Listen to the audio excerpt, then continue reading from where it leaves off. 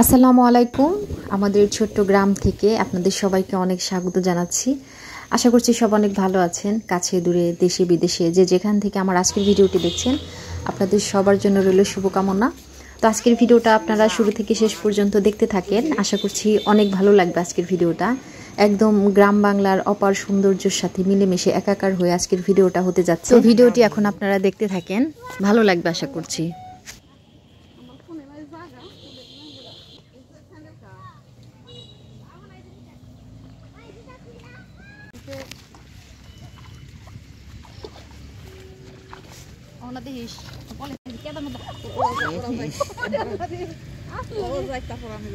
এর আগে একদিন এসে দেখে গেছিলাম অনেক পানা ফুল এখানে ফুটছে, তো আজকে আর মিস করলাম না। যেহেতু আজকে শুক্রবার ছিল, আজকে দিনটা তাই আমরা কাজে লাগালাম।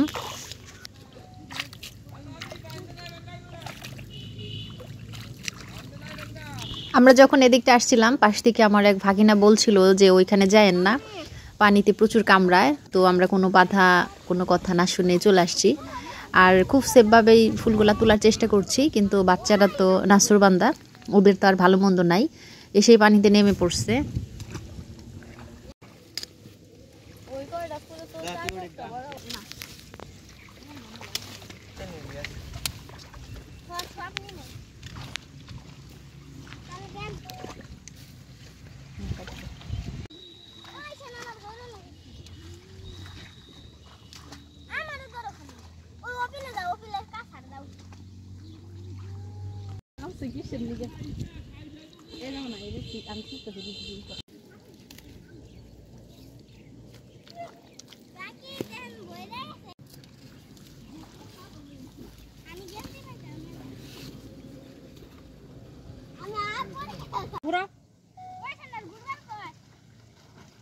একটা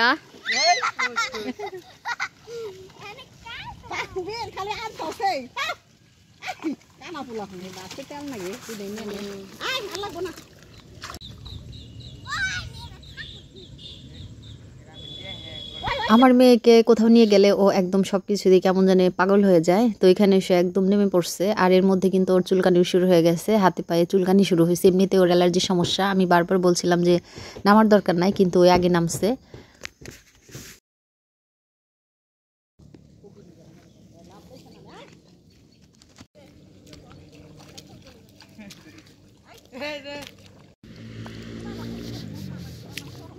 তো কাদায় নেমে সবার অবস্থা খুবই খারাপ, একদম কোমর পর্যন্ত কাদা উঠে গেছে।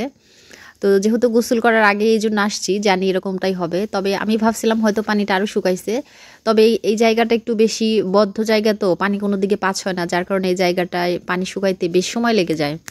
এত সুন্দর ফুলগুলা দেখে সবাই একদম বেহুশ হয়ে গেছিলাম। তো আর বাচ্চারা তো কথাই শুনতে চাচ্ছিল না, ওরা ছিঁড়তে ছিঁড়তে এত বেশি ছিঁড়া হয়ে গেছে, অনেক ফুল ছিঁড়ে ফেলছি আমরা। তো এখন বাড়ির পথে যাচ্ছি। তো বাড়ির পথে যেতে যেতে এই যে পাশে একটা ছিল লেবু বাগান, বিশাল একটা লেবু বাগান ছিল। আর এই যে সামনে দেখছেন এটা হচ্ছে একটা মসজিদ, মসজিদের পাশেই এখানে যে অজুখানা ছিল। তো সবার অবস্থা খুবই খারাপ হয়েছিল, যার জন্য অজুখানায় এসে আমরা একটু পাটা ধুয়ে নিলাম, কারণ স্যান্ডেল পরে হাঁটাই যাচ্ছিল না, যেহেতু আমাদের মেন রাস্তাটা পার হতে হবে, এই জন্য একটু হাত পাটা ধুয়ে গেলাম। আর এদিকে আমার মেয়ের তো চুলকানি শুরু হয়ে গেছে, ও তো একদম চিল্লাপাল্লা করছিল। ওকে এখান থেকে ভালো করে শরীর টরি সহ ধুয়ে নিয়ে তারপর আমরা বাড়ির পথের দিকে রওনা হচ্ছি। তো কাদায় হেঁটে আসতে আসতে সবাই একটু ক্লান্ত হয়ে গেছে, বিশেষ করে ছোট বাচ্চাগুলা। ওরা এই যে মসজিদের পাশে একটা বেঞ্চ ছিল, সেখানে ওরা বসছে। আর এই জায়গাটায় অনেক বাতাস, খুব ভালো লাগছিল, চারদিকটা খুব সুন্দর একটা মনোরম পরিবেশ। আর আজকে তো শুক্রবার ছিল, আর শুক্রবার একটু পরে মসজিদে সবাই চলে আসবে, এই জন্য আর এখানে দাঁড়ালাম না। আর এদিকে ঈশানা তো খুবই চিল্লাপাল্লা করছিল, কান্না জুড়ে দিয়েছে।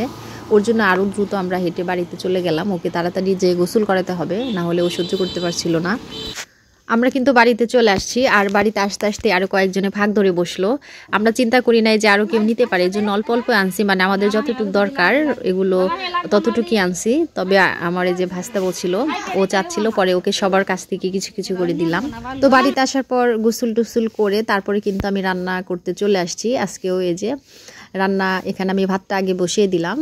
আর এমনিতেই আজকে একটু বেশি দেরি হয়ে গেছে পানা ফুলটা আনতে। তো যাই হোক, ভাতটা বসিয়ে দিয়ে তারপরে আমি এখন সব কিছু রেডি করে নিচ্ছি।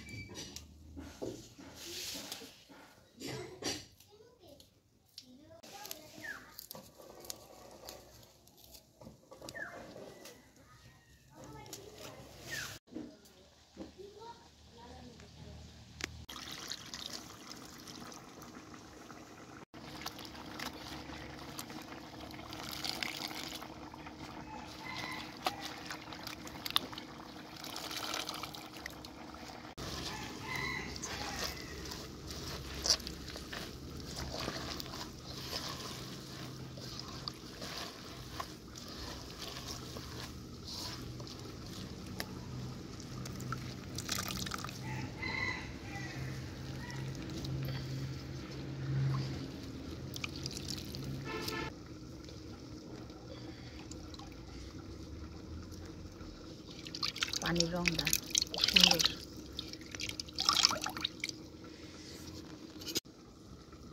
ফুলটা না ধুলেও হতো, তবে আমি ধুয়ে নিলাম যেহেতু বৃষ্টি 3-4 দিন আগে হয়েছে আর বাচ্চারা উল্টাপাল্টা করে অনেক ফুল ছিঁড়ছে, ময়লা টয়লা একটু লাগতে পারে, এই জন্য আমি একটু ধুয়ে নিলাম। ধোয়ার পরে এখানে আমি দিলাম হচ্ছে চালের গুঁড়া। আমি শুধু চালের গুঁড়া দিয়ে করবো, যেহেতু পানা ফুল অনেক নরম, চালের গুঁড়া দিয়ে করলে শক্ত হবে, কুড়মুড়ে হবে। তো এখানে দিয়ে দিলাম হচ্ছে কাঁচামরিচ, পেঁয়াজ আর রসুন আর তারপর জিরা, এগুলো দিয়ে মিক্সড করে একটা বাটা দিয়ে দিলাম, একটু হলুদের গুঁড়া আর মরিচের গুঁড়া, এই তো। আর আমি কাঁচামরিচটা বেটে দিলাম, কারণ হচ্ছে আমার ছোটো মেয়ে মরিচের অংশ বাদলেও খাইতে পারবে না, এই জন্য। তো এগুলো দিয়ে এখন আমি ভালো করে চটকে তারপরে একটা একটা করে বড়ার শেপে আমি কড়াইয়ে দিয়ে দিব।